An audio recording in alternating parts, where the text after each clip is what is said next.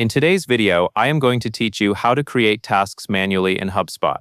Manual tasks are helpful when you want to remind yourself or your team to follow up, complete a quick action, or keep your workflow organized without needing an automation. You will create the task from the Tasks area inside Hubspot, give it a clear title, connect it to the right record, and then save it.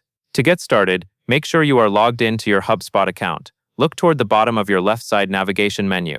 Find the three dots near the bottom, which opens additional menu options.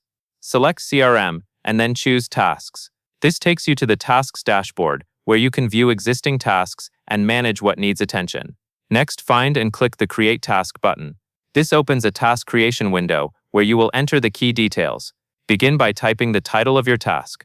Keep the title short but specific, since this is what you will see in your task list. For example, you can write something like Follow up on proposal, Schedule onboarding call, or Send requested document.